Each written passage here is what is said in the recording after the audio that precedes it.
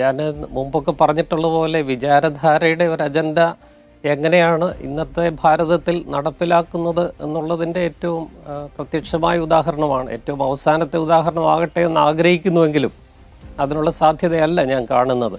ഇതിൻ്റെയും ആവർത്തിക്കാനുള്ള സാധ്യത ഞാൻ കാണുന്നുണ്ട്. അതുകൊണ്ട് തന്നെ വളരെ ഗൗരവത്തോടു കൂടി ഇതിനെ കാണേണ്ടതുണ്ട്. കേരളത്തിലെ സാഹചര്യമല്ല വടക്കേ ഇന്ത്യയിലുള്ളതെന്ന് നമുക്കെല്ലാവർക്കും അറിയാം. അവിടെ പുരോഹിതന്മാർക്കും കന്യാസ്ത്രീകൾക്കുമൊക്കെ അവരുടെ ഔദ്യോഗിക വേഷം ധരിച്ച് പുറത്തിറങ്ങാൻ പോലും സാധിക്കാത്ത സാഹചര്യം പലയിടത്തുമുണ്ട്. ഇപ്പോൾ ഇതൊരു വലിയ സംഭവമായിട്ട് കേരളത്തിൽ മാറുവാനുള്ള ഒരു കാരണം അത് മലയാളികളായതുകൊണ്ടും പ്രത്യേകിച്ച് ഒരു സുറിയാനി സഭാ വിഭാഗത്തിൽപ്പെട്ട കന്യാസ്ത്രീകളായതുകൊണ്ടും കൂടെയാണെന്നുകൂടെ ഞാൻ വിചാരിക്കുന്നു. എന്നാൽ അതിനപ്പുറത്ത് നിത്യേന എന്നോണം വടക്കേ ഇന്ത്യയിലെ പല ഗ്രാമങ്ങളിലും വിശ്വാസികളും മിഷണറിമാരുമൊക്കെ ആക്രമിക്കപ്പെടുന്നുണ്ട്. അതൊന്നും വാർത്തയാകുന്നില്ല എന്ന് മാത്രമേ ഉള്ളൂ. അവർ ദളിതരായതുകൊണ്ടും ആദിവാസികളായതുകൊണ്ടും ഒരുപക്ഷെ അവരുടെ നിറം കുറച്ചുകൂടെ കറുത്തതായതുകൊണ്ടും ഒക്കെ ആയിരിക്കാം അവരൊക്കെ ആക്രമിക്കപ്പെടുന്ന വാർത്തകൾ വാർത്തയാകാതിരിക്കുന്നത്.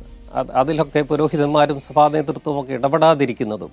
അപ്പോൾ ഇതിനകത്തൊരു ജാതിയുടെ ഒരു പ്രശ്നം വേറെ കിടപ്പുണ്ട്. ഇത്രയെങ്കിലും പ്രതികരിക്കുവാനായിട്ട് സഭാ നേതൃത്വം തയ്യാറായല്ലോ എന്ന് ഞാൻ ആശ്വസിക്കുകയാണ്. അതിവിടെ അവസാനിക്കുകയില്ല എന്ന് നിരന്തര ജാഗ്രത പുലർത്തുമെന്നും ഇടയ്ക്കൊക്കെ അവരുടെ ഭാഗത്തു നിന്നുമൊക്കെ പറ്റിയ വീഴ്ചകൾ രാഷ്ട്രീയപരമായും അല്ലാതെയും ഒക്കെ വന്ന വീഴ്ചകളൊക്കെ ഇനിയും അവർ ആവർത്തിക്കുകയില്ല എന്നുകൂടെ ഞാൻ വിശ്വസിക്കുവാൻ ആഗ്രഹിക്കുകയാണ്.